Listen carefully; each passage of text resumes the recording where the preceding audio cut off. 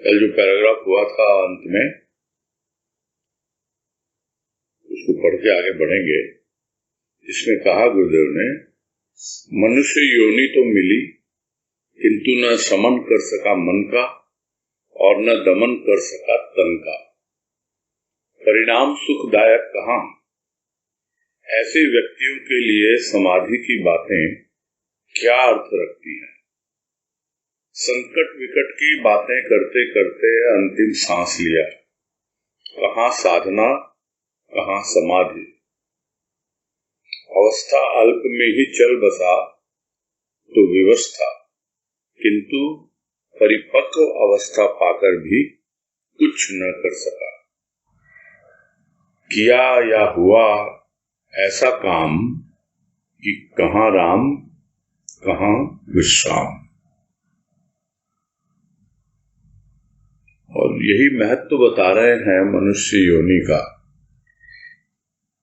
कि कुछ ऐसा काम करना है ताकि एक और विश्राम मिले, पूरी तरह शांति मिले और सहज समाधि का अनुभव मिले, और साथ ही साथ जो राम है, भीतर बैठा हुआ जो परमात्मा है, उसका भी अनुभव मिल जाए। तो कुछ करना है, कुछ होना है, कुछ काम किए जाते हैं, कुछ अपने आप हो जाते हैं, किंतु विचार करना है कि क्या राम मिला, क्या विश्राम मिला। क्योंकि प्रारंभ में ही समझ में नहीं आया उसे कि किस प्रकार तो तन का दमन करना है और मन का शमन करना है। और इसे कल विस्तार से हमने समझने का प्रयास किया था कि दमन एक त्वरित कार्यवाही है जो हमें उसी वक्त करनी होती है। जिस तरह आग लगी तो सबसे पहले जो भी हाथ में आए, कोई मोटा कपड़ा, कंबल, किसी तरह भी हम उसको दबा दें, तो दमन होता है दबाना। फिर बाद में उसके उद्गम की ओर जाएंगे, तब फिर उसका शमन होगा, यानी पूरी तरह से वो शांत होगी अग्नि।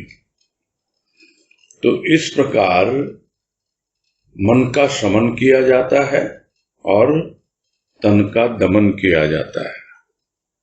जबकि सुना यही जाता है कि मन का दमन करो, तो मन में उठती हुई वासनाएं, तरह तरह के विचार, थोड़ी देर के लिए यदि उनको दबा भी दिया जाए तो भी उसका तो कोई परमानेंट इलाज तो हुआ नहीं।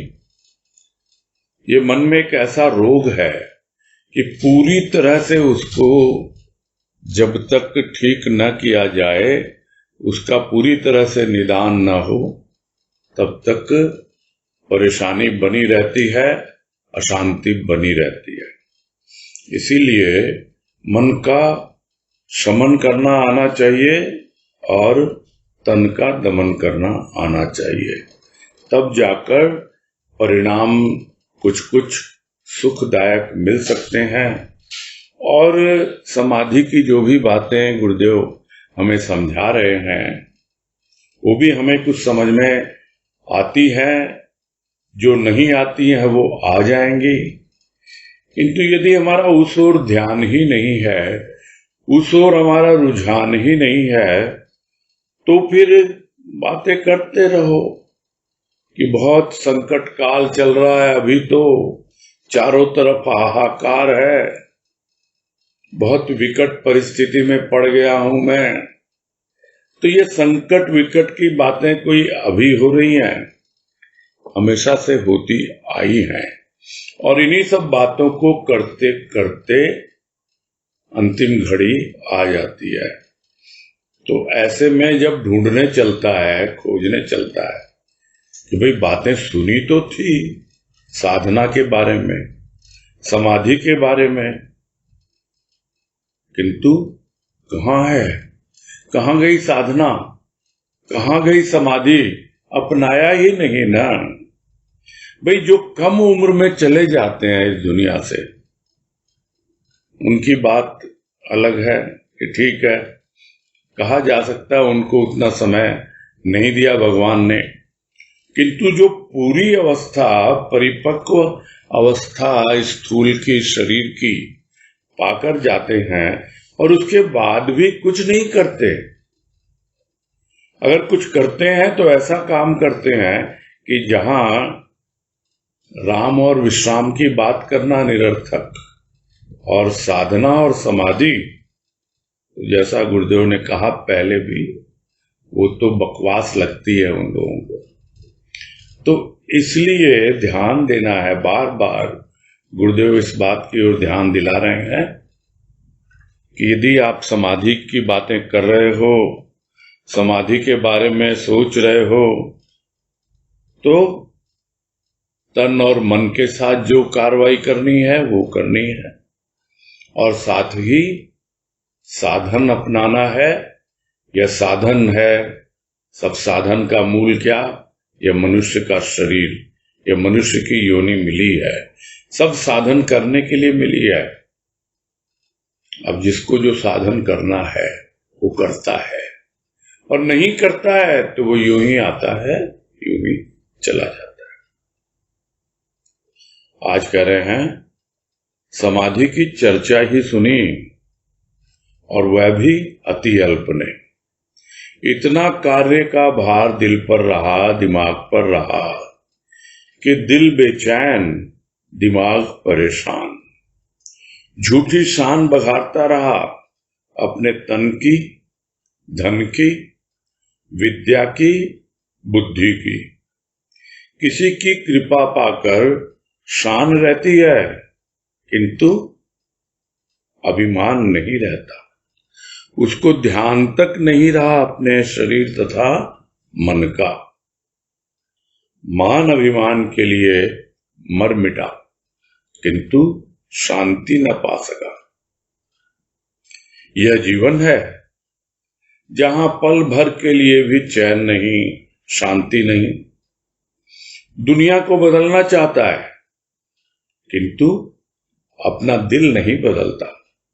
सुधार करना चाहता है, किंतु अपने सुधार की ओर ध्यान न दिया। ऐसे व्यक्तियों से दुनिया का भला क्या होना है, अपना भी भला न हो सका।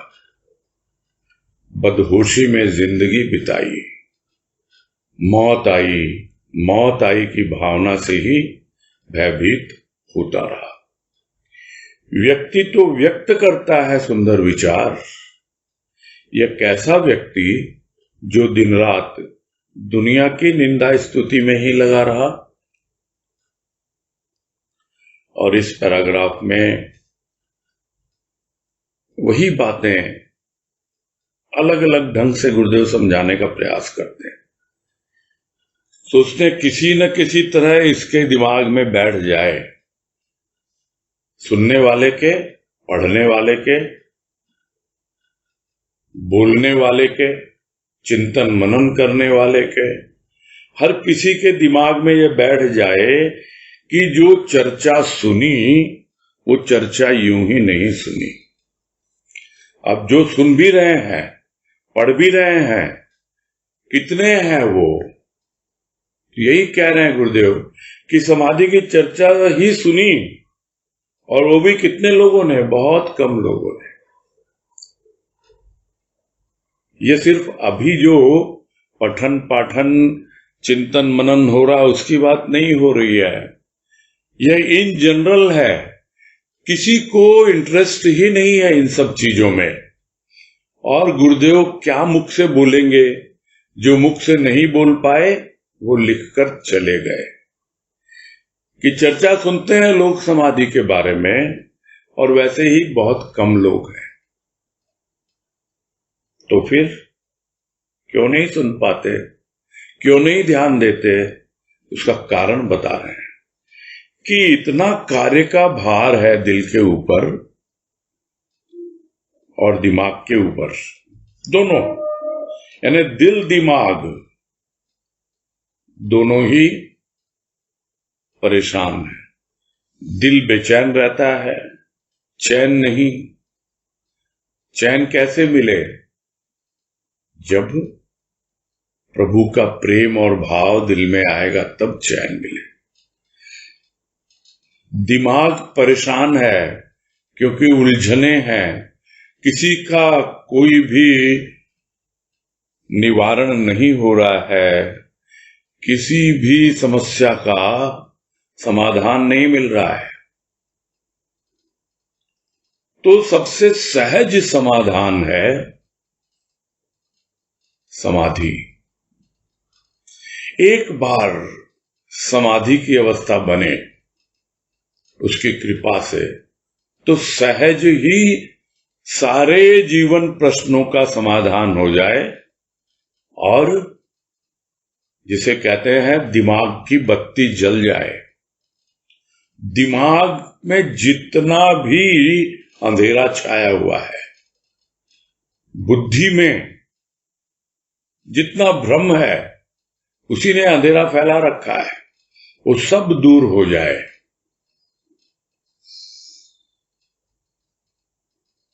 और वो तभी होगा जब हम उसकी चाह रखेंगे और उसके लिए आगे बढ़ेंगे। तो दिल में बेचैनी दूर करने के लिए प्रभु का प्रेम यानी उसकी भक्ति, और दिमाग में भ्रम दूर करने के लिए, परेशानी दूर करने के लिए ज्ञान, उसका ज्ञान, जिसको गुरुदेव ने एक वाणी में कहा है और उसकी चर्चा भी एक आध बार आई है कि हृदय का प्रकाश भक्ति और बुद्धि का प्रकाश ज्ञान। तो भक्ति करें, दिल में प्रभु को स्थान दें, बुद्धि की परेशानी दूर होगी, भ्रम दूर होगा जैसे जैसे ज्ञान आएगा। और उन दोनों को कौन संभालेगा? उसका भाव। इस प्रकार यदि कार्यभार न रहे, दिल हल्का फुल्का कब रहेगा? जब दिल में उसका प्रेम होगा। नहीं तो दिल पर रहेगा, दिमाग पर रहेगा, ये करना है, वो करना है। और यदि कुछ कर भी लिया, कुछ हासिल हो भी गया, तो क्या है? कितनी वास्तविकता है, कितनी नहीं है, किसी को पता नहीं। झूठी शान बघारना, झूठी शान बघारना यह एक मुहावरा है। इसका मतलब क्या? जो है नहीं वास्तव में। इसका मतलब हुआ पाखंड। इसका मतलब हुआ अपने निरर्थक अहंकार का प्रदर्शन। तो किसकी झूठी शान बघारता रहा? तन की, धन की, विद्या की, बुद्धि की। तो वो लोग हैं जिन्होंने अपने तन को संभाला है, कुछ धनोपार्जन किया है, कुछ विद्या अर्जित की है और उनकी बुद्धि में कुछ विवेक आया है। क्या वास्तव में आया है विवेक? क्या वास्तव में जो विद्या होनी चाहिए वो अर्जित की है? दिखाता है मैं बहुत समझदार, मैं बहुत ज्ञानी, मैं बहुत पैसे वाला। अरे कौन देने वाला है तुमको? किसी ने दिया है। ये तन दिया, ये धन दिया, ये मन दिया, ये विद्या बुद्धि सब उसी की देन है। तू कौन आ गया भाई? सब उसकी कृपा है। और जो उसकी कृपा को समझता है वो जानता है, वो समझता है कि मेरी ये शान मेरी नहीं है, ये शान है किसी और की। ये शान जिसे लोग कहते हैं कि गर्व से कहो हम हिंदू हैं। तो यदि तुम हिंदू धर्म का पूरी तरह पालन कर रहे हो तब कहो।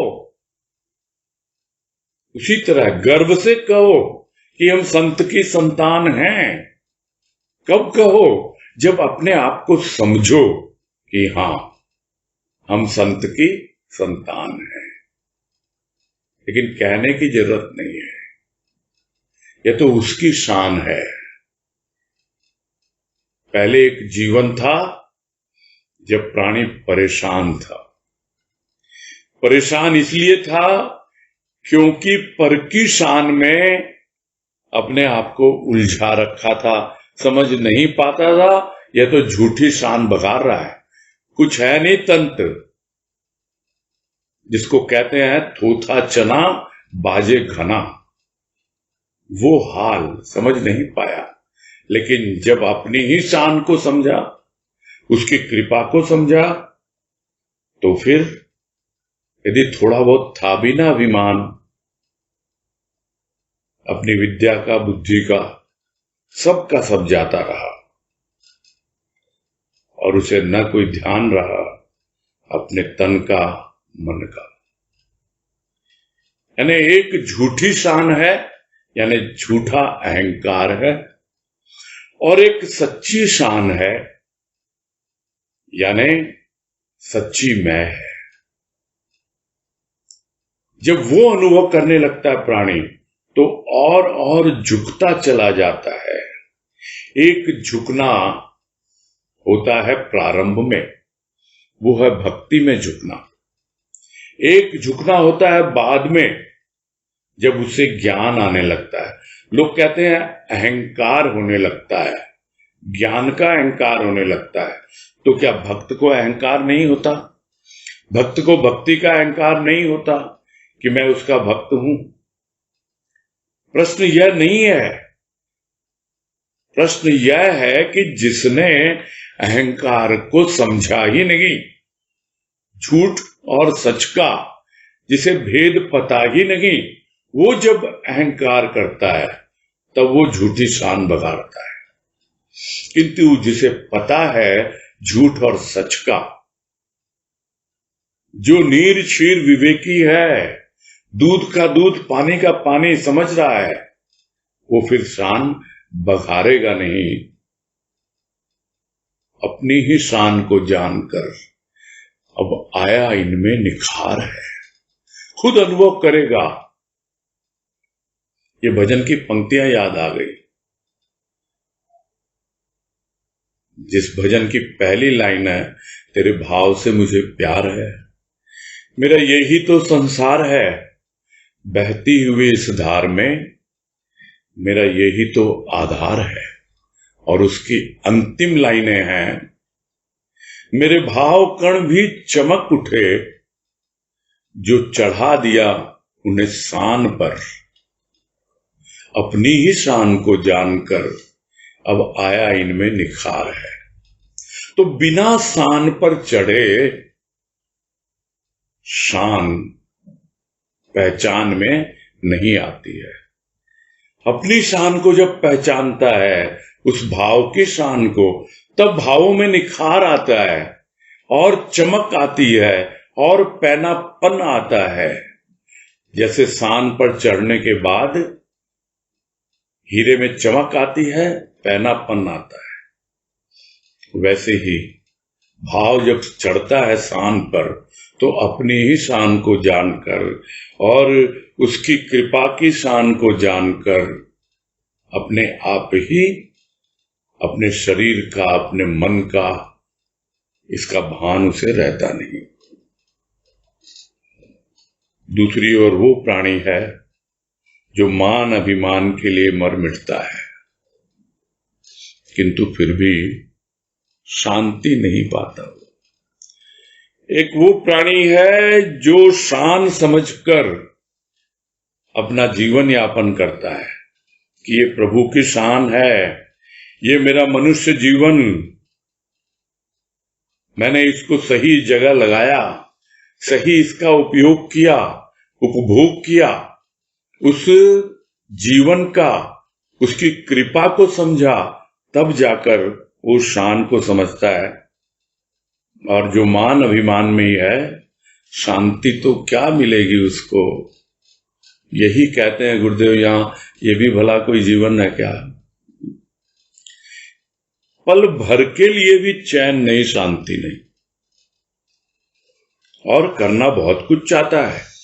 पूरी दुनिया को बदल दूंगा, मैं तो लोगों का भला करना चाहता हूं। कितने कितने एनजीओ खुल के बैठ गए ऐसे ही हैं? हम चैरिटी करते हैं, लोगों का भला करते हैं, कुछ नहीं, पैसा कमाने का धंधा है। नाम एनजीओ और सिर्फ पैसों की हेरा फेरी, इसके अलावा कुछ नहीं करते। क्या लोगों का भला करेंगे? वो तो अपना भला भी नहीं कर सकते। अब अगर पैसे कमाने में ही उनको भलाई नजर आती है, तो क्या वो वास्तव में भलाई है? कैसे दुनिया को बदलेगा कोई? दूसरों का भला करना चाहता है। तो ऐसे ही नहीं, किसी ने कहा कि चैरिटी बिगिंस एट होम, यानी अपना भला जो करेगा अपने आप, उसके माध्यम से दुनिया का भला होता है, अपने आप होता है। दुनिया को बदलना नहीं पड़ता। अपने आप को बदलने हमारे आसपास की दुनिया अपने आप बदल जाएगी। सुधार करना चाहता है किंतु अपने सुधार की ओर ध्यान नहीं देता, दूसरों को सुधारेंगे, अपने को तो देखता ही नहीं है कोई। ये साधारण प्राणी क्या, बहुतों की, अभी भी जो हम तथाकथित सत्संगी हैं, कितनों की यही अवस्था दिखलाई देती है। अपने आप को देखना है, अपने आप को सुधारना है, अपने आप को बदलना है। तो कोई किसी का क्या भला करे, किसकी क्या भलाई करे कोई? अपने भला, खुद भले हो जाओ, खुद भलाई करो। लोग कहते हैं भला करने वाले भलाई किए जा, बुराई के बदले दुआएं दिए जा। तो जो भला करता है भलाई किए जा। अरे अपनी भलाई करो, न तो किसी की बुराई करनी है और न किसी की भलाई करनी है। अगर कुछ करना है तो सबसे पहले अपने साथ करना है। यही गुरुदेव यहां समझाना चाह रहे हैं कि लोग कहते हैं भाई सबसे प्यार करो, तुम्हारे व्यवहार में करुणा हो, दया हो, क्षमा हो, और न जाने कितने गुणगान करेंगे। दूसरों के साथ ऐसे पेश आओ, और अपने साथ तो जो है वो जानता है कि कितनी ज्यादा स्प्लिट पर्सनैलिटी जिसको कहते हैं, खंडित व्यक्तित्व होता है ऐसे लोगों का। खंड खंड, टुकड़े टुकड़े, वहां समग्रता की, पूर्णता की बातें सोचना ही बेकार। किसके साथ कैसा व्यवहार करना, वैसे पेश आएंगे। उसके साथ ऐसा व्यवहार करना, उसके साथ ऐसे पेश आएंगे। हम तो सबका भला कर रहे हैं, और तुम क्या जीवन जी रहे हो, विचार करो। यही गुरुदेव कह रहे हैं।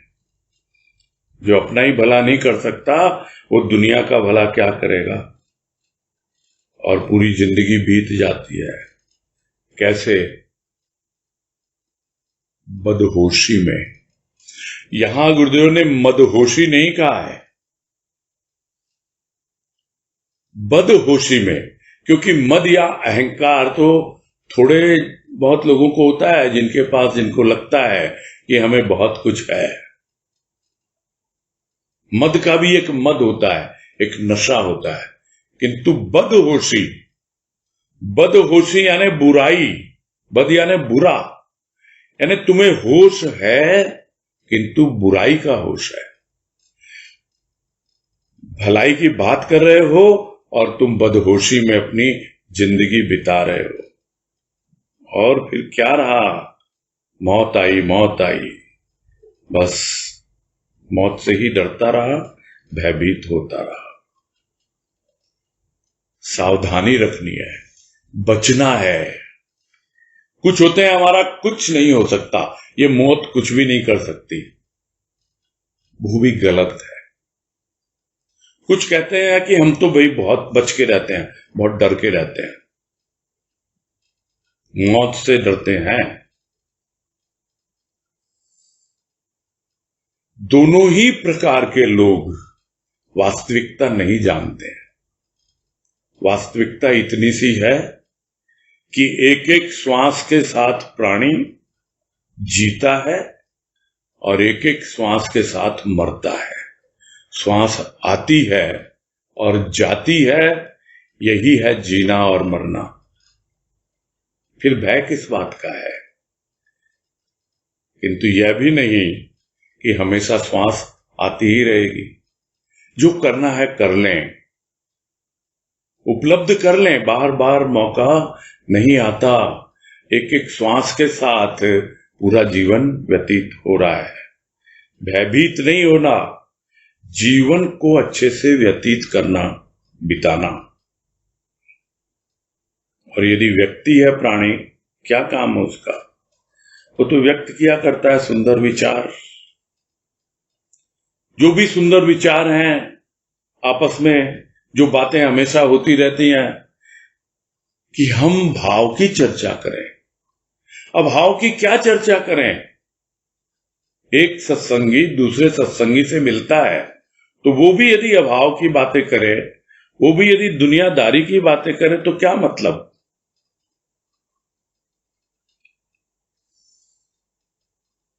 लगे हुए हैं लोग, निंदा स्तुति में ही लगे हुए हैं। मिल गई दो बहनें और तीसरी के बारे में बात कर रही हैं। इसके अलावा कोई काम नहीं। व्यक्तिवादिता इतनी ज्यादा, डिस्कस करेंगे किसी पर्सन को, आइडियोलॉजी को नहीं। और करेंगे भी तो बुराई की दृष्टिकोण से करेंगे। अरे सुंदर सुंदर विचार व्यक्त करो। सद्गुरु की कृपा से सत्संग मिला है, सुंदर सुंदर विचार मिले हैं चिंतन मनन करने के लिए। तो जो भाव है, विचार है, वो आइडियोलॉजी है, उस पे बात करें। और या फिर दुनिया की दिन रात में निंदा स्तुति करते रहे, ऐसे दिन निकाल दें, रात निकाल दें। क्या रखा है ऐसे जीवन में? कितनी बार समझाएंगे गुरुदेव कि कितनी चर्चा सुन लो समाधि की, कितना ही तुम कर लो, तुम तो बस वही झूठी सार बघारने में लगे रहोगे और ऐसे ही अपने अभिमान का प्रदर्शन करते रहोगे। शांति कहां मिलेगी? बदलना है, अपने आप को बदलो, दुनिया अपने आप बदल जाएगी। आगे कह रहे हैं, वे भी व्यक्ति ही थे जिन्होंने अव्यक्त को व्यक्त किया अपने प्रेम से, अपनी वाणी से, जिन्होंने आत्मसमर्पण किया प्रभु पाद पद्मों में और पाया वह रस जिसे 9 रस मन के तथा 6 रस जिह्वा के न दे सके। वह कौन सा रस है जिसे संसार न दे सका? वह रस है भाव रस, जिसे पाकर समाधि का आनंद लिया जा सकता है।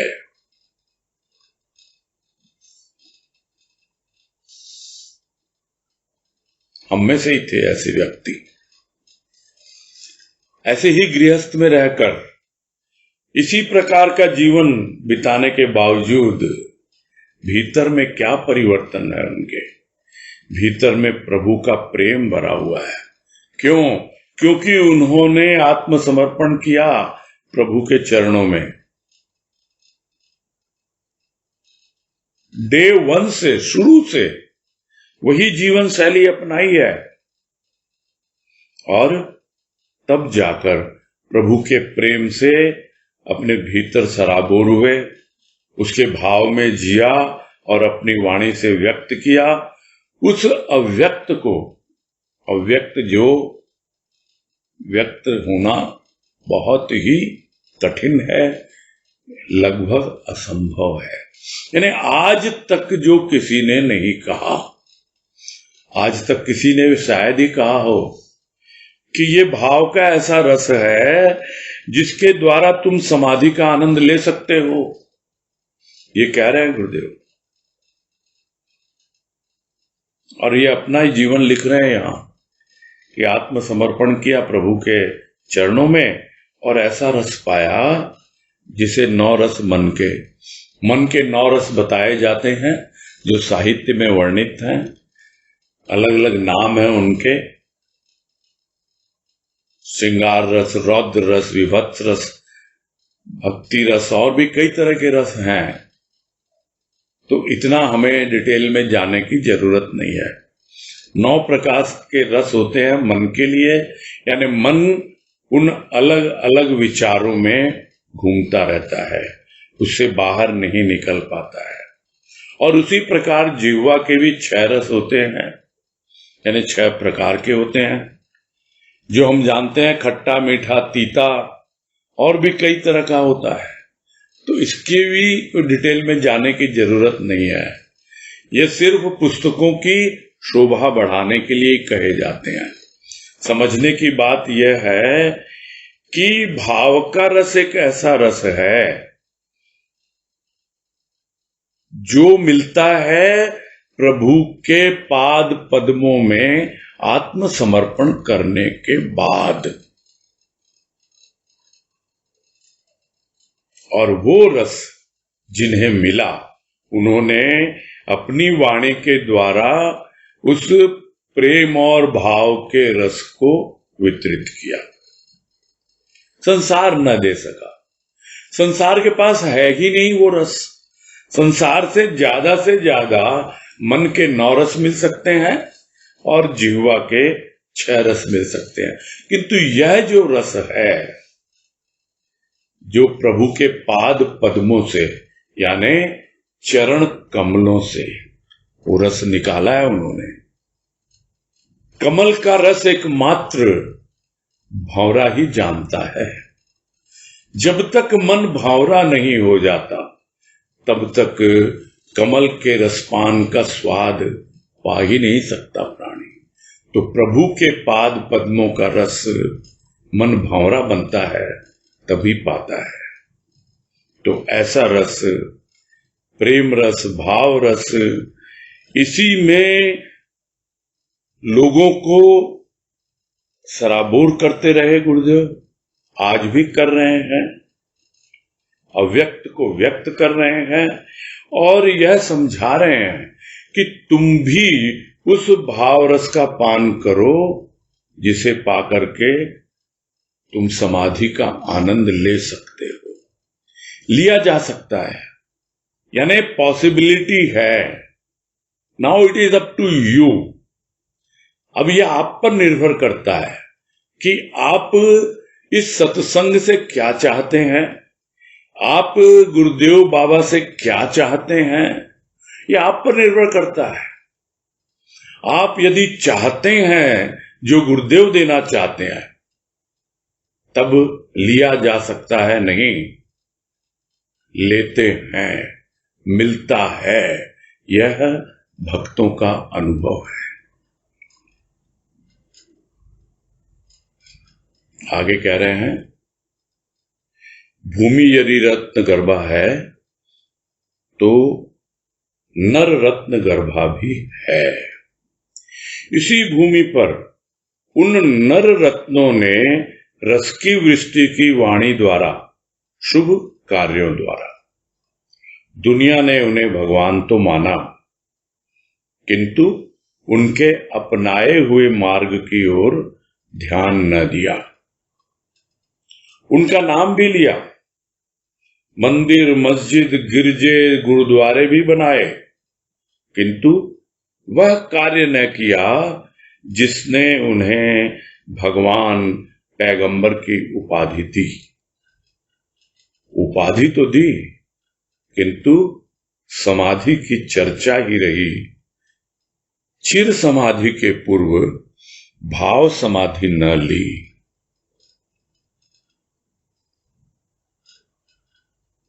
और इतना कहकर इस पैराग्राफ को पूरा कर रहे हैं और इस लेख को भी पूरा कर रहे हैं गुरुदेव। और अंत में यही समझा रहे हैं, लोग कहते हैं पृथ्वी रत्न गर्भा है। गर्भा, गर्भा यानी गर्भ में, पृथ्वी के गर्भ में, भूमि के गर्भ में रत्न छिपे हुए हैं। तो कोई कहता है, कौन कहता है? जिसने उन रत्नों को प्राप्त किया है। उसी तरह रत्न भी, नर भी रत्न गर्भा है, यानी इस नर तन में भी रत्न छिपे हुए हैं।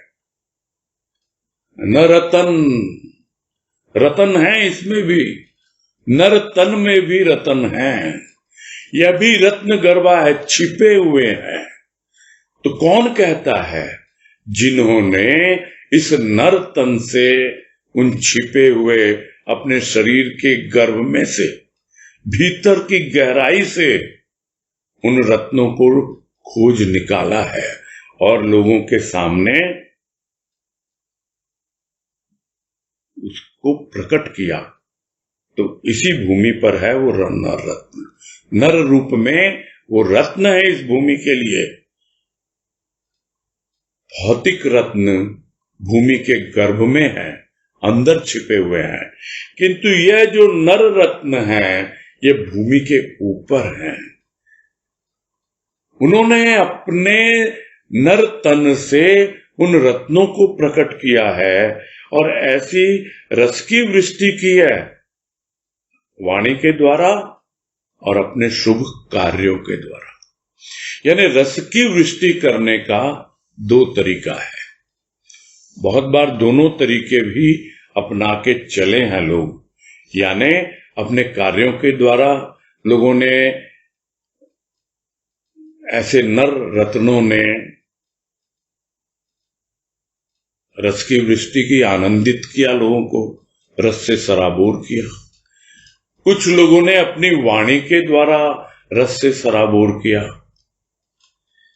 तो कोई यह ना समझे कि सिर्फ कार्यों के द्वारा ही रस की वृष्टि हो सकती है। कोई यह ना समझे कि सिर्फ वाणी के द्वारा ही रस की वृष्टि हो सकती है। दोनों तरीके हैं। जिसको जो काम परमात्मा सौंपता है वो उसी के अनुसार रस का वितरण करता है, रस की वृष्टि करता है। लेकिन दुनिया वाले समझ नहीं पाए। दुनिया ने उनको भगवान तो माना, उनकी पूजा की, उनका नाम लिया, उनके नाम पर मंदिर, मस्जिद, गिरजे, गुरुद्वारे, यानी जो जिस संप्रदाय के, जिस धर्म को मानने वाले थे, जिसको फॉलो करते थे, उसके अनुसार उन्होंने सब कुछ किया। किंतु कहां चूक गए? वो चूक गए वहां कि सिर्फ भगवान मानने से नहीं होता, सिर्फ गुरुदेव बाबा के नाम पर सत्संग सदन बनाने से नहीं होता। उनका जो प्रेम है, उनका जो भाव है, उसको हमें प्रकट करना। कि उन्हें उपाधि तो दे दी सब कुछ, किंतु वो कार्य नहीं किया। जिन्होंने उन्हें भगवान और पैगंबर की उपाधि दी, वो काम नहीं किया। संत की उपाधि तो दे दी गुरुदेव को, किंतु संत ने जो कार्य किया, जो प्रेम और भाव का वितरण किया, वो कार्य किया, यह विचारणीय है। तो उपाधि तो दी, किंतु समाधि के बारे में सिर्फ चर्चा ही करता रहा।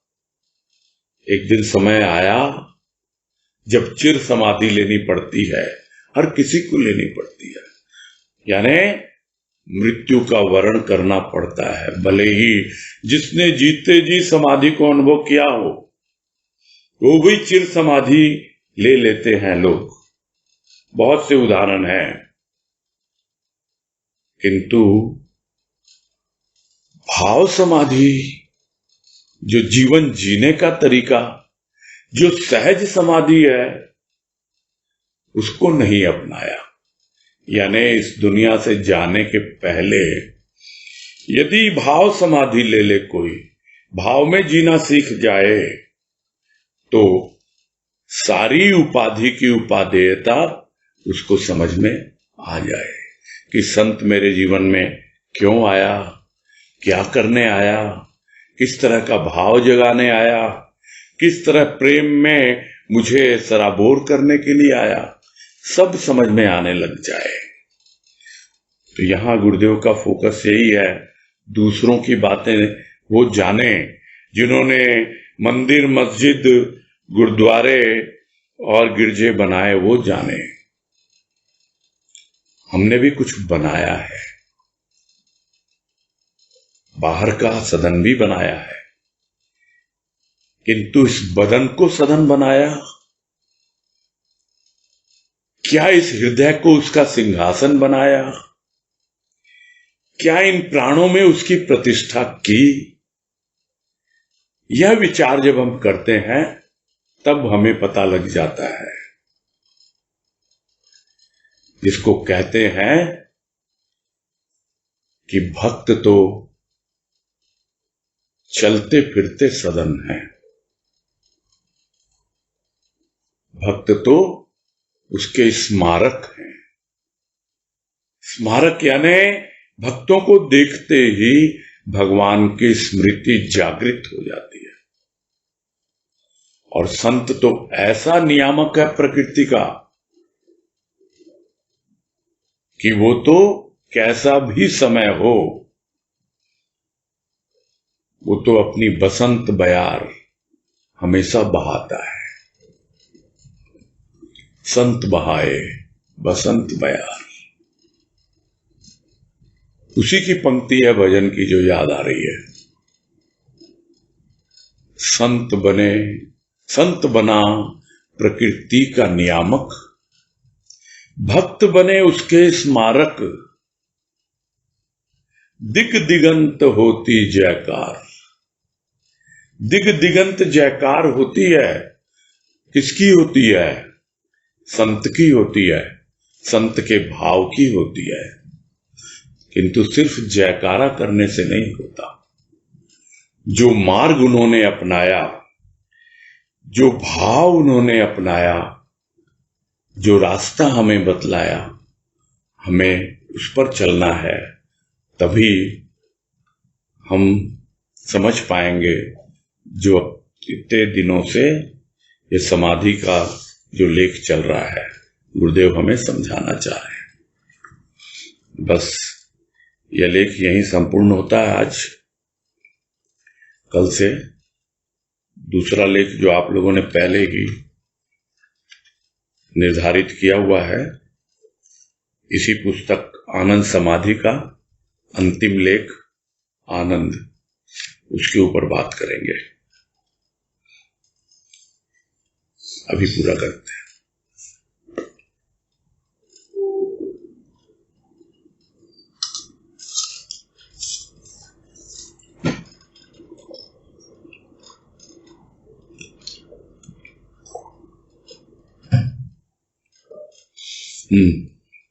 उमा बलरवा।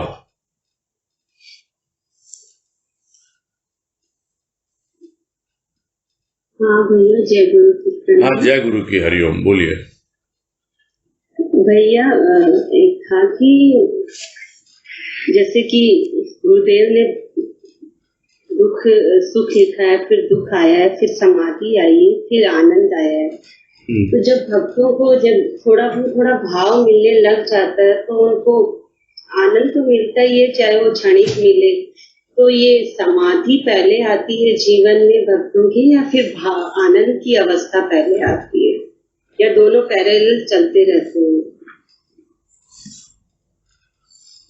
लगता है वो स्टोरी आपने सुनी नहीं है, जो आनंद के बारे में मैं लोगों को सुनाता रहता था। मैंने भी कहीं पढ़ी थी वो जब आनंद चैप्टर आएगा तो करेंगे उस स्टोरी की बात।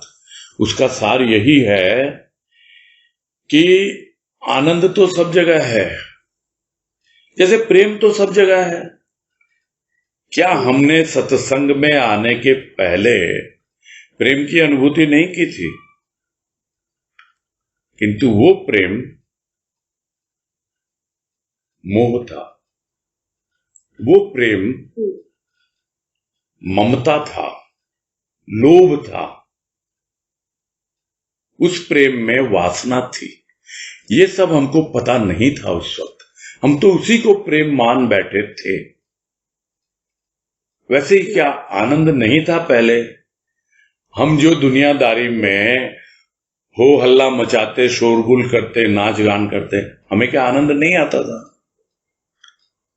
आनंद की परिभाषा बदली है, सत्संग में आके बदली है।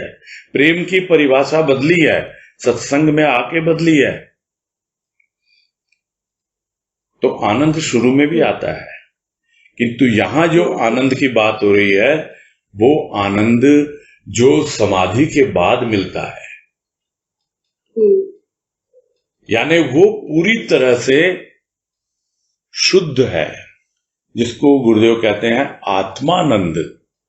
जो भाव निजणी में शुरू में कहा, 2 लाइनें लिखी हुई है ना, 4, हम क्या चाहते हैं उस पर, तो आत्मानंद का प्रसार, ये पहली लाइन है उसकी। तो आनंद तो सभी भी जगह है, आनंद कहां नहीं है। एक लेख भी है गुरुदेव का, आनंद कहां, और ये लेख है सिर्फ आनंद के ऊपर जो हम शुरू करेंगे। तो आनंद तो मिलता है, इसमें कोई संदेह नहीं है। उसकी प्योरिटी देखनी है। जो क्षणिक आनंद भी मिलता है तो उसमें कितनी प्योरिटी है। जो आत्मानंद होता है, एक बार जो आत्मानुभूति तक पहुंच जाता है उसका आनंद, और जो आनंद हम अनुभव करते हैं वो आनंद, दोनों की क्वालिटी में तो फर्क है ना, नहीं है? बस यही है। सुख से स्टार्ट इसलिए किया गया क्योंकि सुख हमको बड़े आराम से समझ में आ जाता है। दुख इसलिए किया क्योंकि लोग दुख की चर्चा करना ही नहीं चाहते, और जो दुख सुख से ऊपर उठेगा वही समाधि की ओर आगे बढ़ेगा, यानी वही शांति की ओर आगे बढ़ेगा।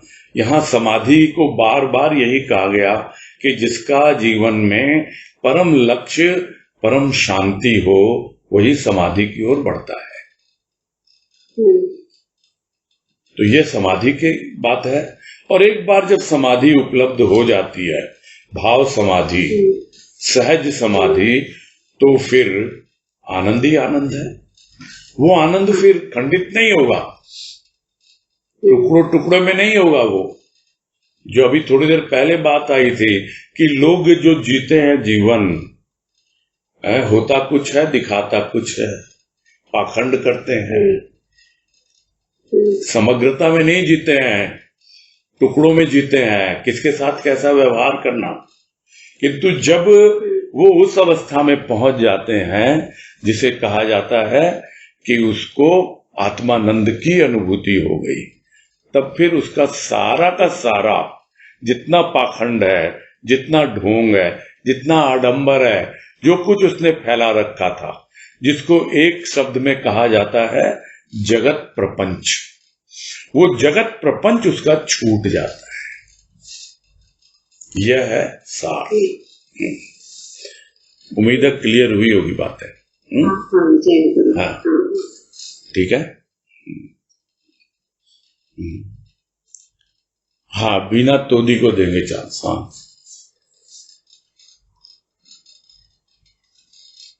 प्रणाम भैया। हाँ, नमस्कार, बोलिए।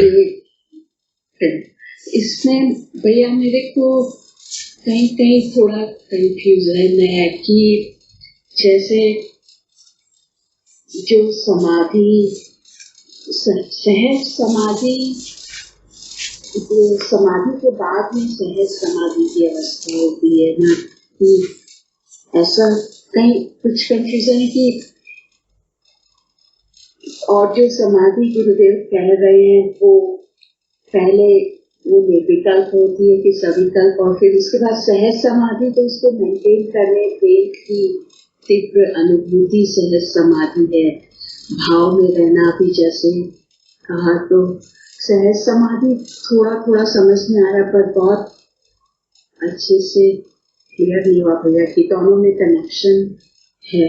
जो अभी भी बात हुई ना कि जब उसको आत्मानंद की अनुभूति हो जाती है तो उसका जगत प्रपंच छूट जाता है, तब वास्तव में जो जीवन उसका होता है, क्योंकि भाव के आधार पर, भाव के द्वारा ही वो वहां पहुंचा है। तो वापस जब लौट के आता है इस दुनिया में तो भाव में ही जीता है वो, और भाव उसके लिए बड़ा ही सहज हो जाता है। उसे किसी प्रकार का उसके लिए अब प्रयास नहीं करना पड़ता। पहले भाव को खींच खींच के लाना पड़ता था अभाव को दूर करने के लिए। फिर जब भाव उसका स्वभाव बनने लग गया और जब उस भाव ने उसे स्वयं के भाव तक पहुंचा दिया, तब बाद का जीवन जो होता है वही सहज समाधि का जीवन होता है, जैसा मैं समझ पा रहा हूं।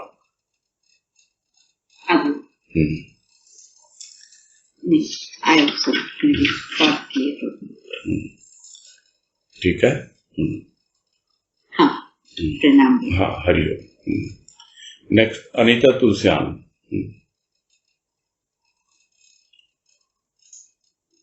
प्रणाम भैया। हाँ नमस्कार, बोलिए। भैया प्रश्न आज मेरा नहीं है, एक्चुअली किसी ने मुझे कहा प्रश्न करने के लिए। हेलो, सुन रहा है मुझे, मतलब जिसने आपको कहा वो मौजूद नहीं है क्या अभी यहाँ इसमें?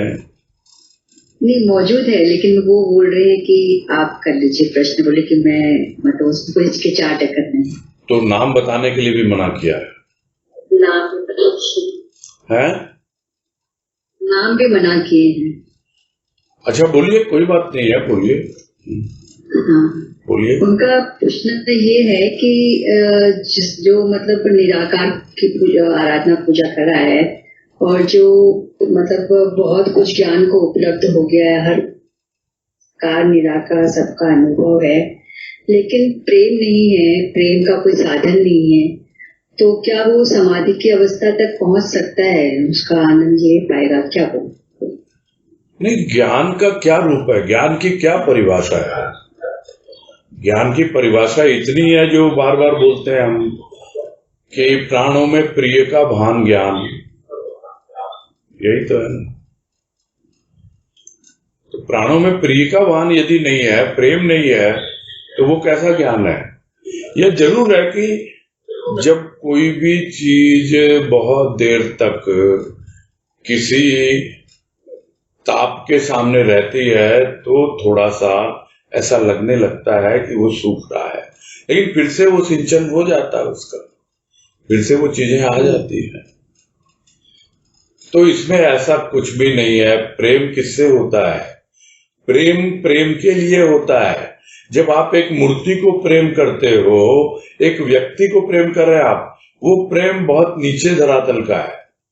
जब एक प्रेम को आप रिश्तों में बांधते हो, वो प्रेम बहुत नीचे धरातल का है। लेकिन जब आप प्रेम को ही प्रेम करते हो, ये समझ में नहीं आता ना। निराकार को हम प्रेम करते हैं, कौन है वो निराकार? किसको प्रेम कर रहे हैं आप? मालूम तो पड़े, बताइए, आप बताइए उनके बिहाफ पे किसको प्रेम करते हैं वो? समझ है, जो ज्ञान और जो भाव है उसको तो प्रेम कर रहे हैं, लेकिन फिर भी वो प्रेम की अनुभूति जो होता है ना एकदम भीतर से हो जाती है, उस तरह से अनुभूति नहीं है। लेकिन निराकार साकार वो सबको बहुत चाहिए है। ये बहुत मुझे लग रहा है बहुत ही थ्योरेटिकल क्वेश्चन है ये कोई प्रैक्टिकली अनुभव कोई कर ही नहीं रहा है। ये हो नहीं सकता ऐसा।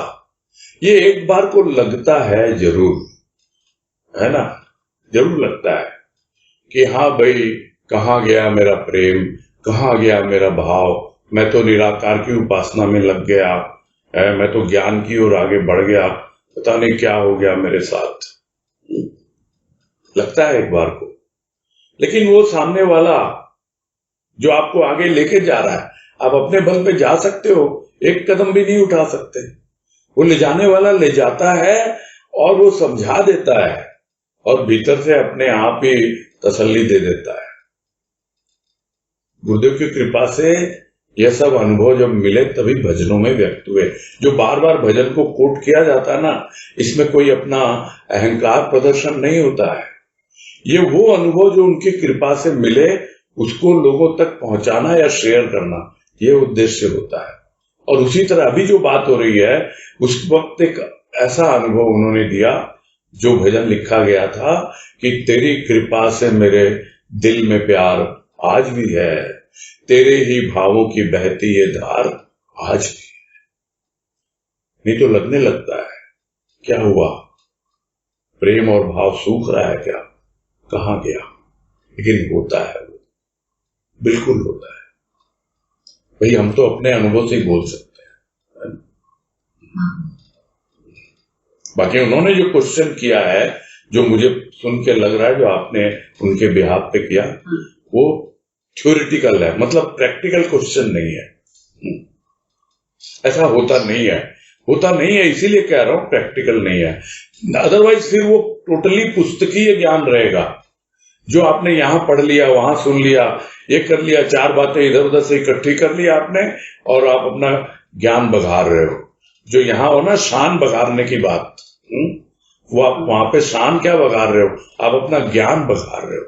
वो ज्ञान अलग होता है, उस ज्ञान की बात नहीं हो रही है यहाँ पर, है ना। यदि वो उससे कंफ्यूज कर रहे हैं, वो एक अलग बात है, वो पुस्तकीय ज्ञान होता है। वो प्राणों में प्रिय का प्रेम और साधन, मुझे जानना चाह रहे कि प्रेम और साधन जरूरी है समाधि तक पहुंचने के लिए, या उसके बिना भी समाधि तक पहुंचा जा सकता है? अपने आप में ही साधन है प्रेम। और देखो बात ये आई थी, साधन मिला हमको सत्संग, उसी में आके हमने प्रेम को कुछ अनुभव किया है, वो प्रेम का रूप बदला है, तो इसका मतलब साधना का रूप बदला है। तो ये साधन और साधना ये अपडेट होते रहते हैं। जिसको बहुत बार आप लोगों ने जिनसे चर्चा होती है उन्होंने तो सुना है कि हर दिन आपको अपने आप को अपडेट करना है कि आज आपकी क्या सिचुएशन है, कल आपकी क्या थी सिचुएशन, आप कुछ आगे बढ़े कि नहीं बढ़े। कुछ आपको मालूम पड़ता है ना कि कल तक मेरा साधन क्या था, आज क्या है, कल तक मेरी साधना का लेवल क्या था, आज क्या है। बस यही जागरूकता है, अवेयरनेस, और कुछ नहीं है। हाँ, ये चलता रहता है, दोनों चलेंगे, साधन और साधना।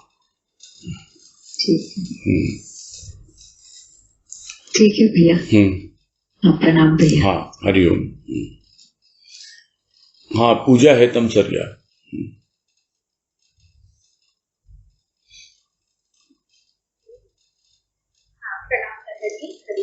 हाँ, हरिओम, बोलो। चाचा जी, जैसे वो बहुत बार एक शब्द सुना है समाधि के साथ में, मौन समाधि, बाबा को लेकर ये शब्द सुना हुआ है, तो उसके बारे में कुछ बताइए ना। तो मौन समाधि हम जैसे गृहस्थ के लिए कहाँ तक उचित है, या क्या है इसका स्वरूप? और मौन समाधि जी, आपने क्या प्रश्न किया था? मौन समाधि जी, मौन तो बहुत शुरुआती अवस्था है। मौन के अभ्यास से धीरे धीरे हम खाली होना सीखते हैं। खाली होना सीखते हैं मतलब जब हम मौन होते हैं, एक मौन होता है बाहर का, मुंह बंद करना, एक मौन होता है भीतर का। भीतर का मौन मतलब भीतर कोई हलचल नहीं है, जो भी है हमारे मन बुद्धि चित्त अहंकार में सब खाली हो रहा, हम हल्के हो रहे हैं, तब मौन घटित होता है भीतर का। और उसका तरीका एकदम सिंपल है, मौन के ऊपर पूरा भजन लिखा गया है। उसकी अंतिम लाइन यही है कि एक भाव जो मन को भाया, हृदय में मौन समाया, बाहर के पट ढक्के अंतर घट राम रमाया, ले अब पूर्ण विश्राम तो मौन ही काम आए। तो पूर्ण विश्राम जब आप लेंगे तो फिर आपको मौन काम आता है। और अगर उस पूर्ण विश्राम को आप समाधि समझ रहे हो तो थोड़ा सा क्या कहूंगा मिसअंडरस्टैंडिंग की बात है। समाधि और पूर्ण विश्राम में फर्क होता है।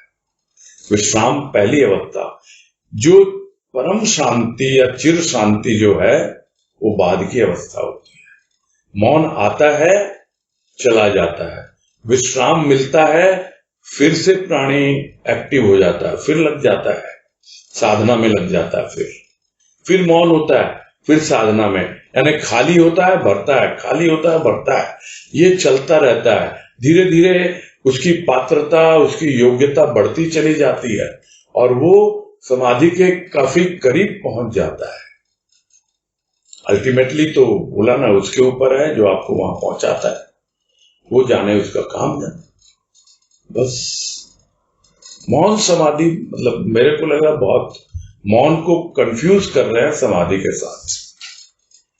भीतर से मौन होना यानी खाली हो जाना, एक भाव अच्छा लगा और पूर्ण विश्राम आपने ले लिया, बस आप मौन हो गए, वो समाधि नहीं है। जैसा मुझे समझ में आ रहा है, बस और कोई बात नहीं है। जी जी। अब इसे बोला जाए समय हो गया है। भारती गुप्ता, हाँ कई देर से रेस किया हुआ है इन्होंने।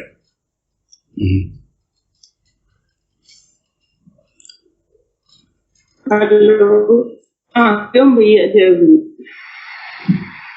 हेलो, हाँ बोलिए बोलिए। हाँ ये कह रहे थे, वैसे तो जवाब मिल रहा है सहज समाधि का, बस ये है कि जैसे गृहस्थी में रह के, अपने घर में रह के सहज समाधि बहुत ऊंची समाधि है, कैसे सहज समाधि ली? आप तो लगे रहो ना, उस पर छोड़ दो। जब वो बोल रहा है कि आप जा सकते हो, पहुंच सकते हो, तो क्या गुरुदेव गृहस्थी में नहीं रहते थे क्या? और फिर हम अगर बोल दें कि भाई उनकी बात तो अलग है, वो तो संत महापुरुष थे, तो इस तरह तो ये सब भी वर्णन किया है इसमें कि वो उनको बस है बोल करके निश्चिंत हो जाते हैं, खुद प्रयास ही नहीं करते हैं। ये तो गुरुदेव ने खुद ही लिखा है यहाँ पर, इसी लेख में बताया है। आप चाहोगे तो जरूर मिलेगा, चाहे गृहस्थी में हो चाहे कहीं भी हो। वो तो आपकी चाह देखता है, और चाह ही नहीं, उत्कट अभिलाषा, खूब पूरा आग्रह करना होगा, पूरी साधना में लगना होता है। यानी भाव मुझे छोटा मोटा ऐसे सस्ता सुंदर भाव नहीं चाहिए, मुझे टिकाऊ भाव चाहिए, है ना। ऐसा, इस भाव से आगे बढ़ो आप। देखो आप टिकाऊ यानी जो एक तो होता आता चला जाता, आता चला जाता है। हाँ, टिकाऊ मतलब टिके ना। फर्नीचर लिया, 2-4 दिन रहा, बढ़िया काम किया और फिर डैमेज हो गया, वो वैसा नहीं चाहिए। टिकाऊ फर्नीचर चाहिए, वैसे ही हमेशा। हाँ जी, रहे। तो आप कहाँ, ग्वालियर से है ना? कहाँ से है? हाँ जी, ग्वालियर से हूँ। हाँ जी, ठीक है। समय हो रहा है लेकिन फिर भी कम आते हैं। हाँ ठीक, ओके ओके, हरिओम। कुसुम पोद्दार को दे देते हैं चांस, हाँ कम मिलता है इनको मौका। बोलिए।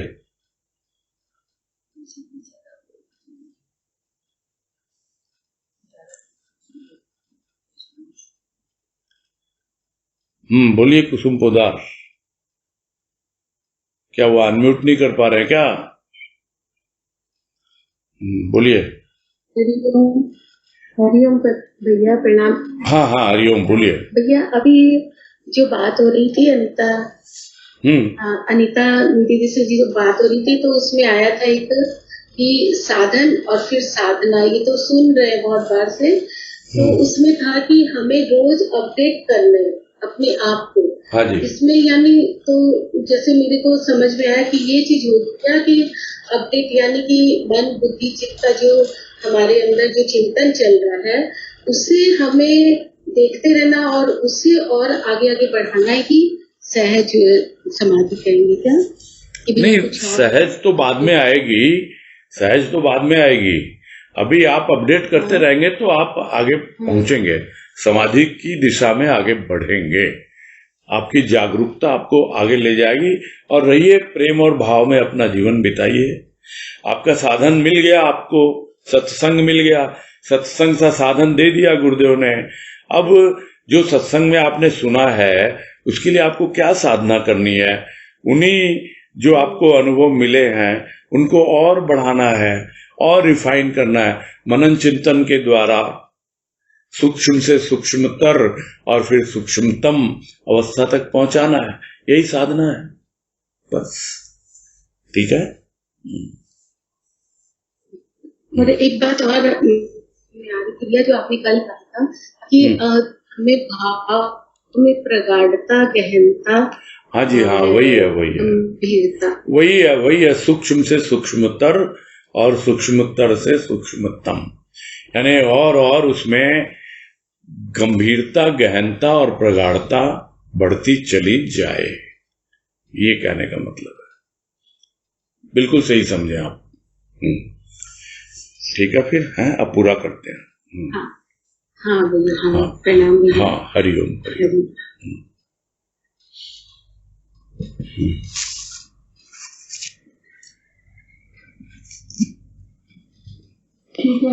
हाँ, हरिओम। हाँ, सबको हाँ अनम्यूट कर दो।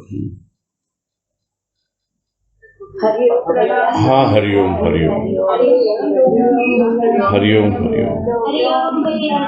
हाँ, सबको हरिओम।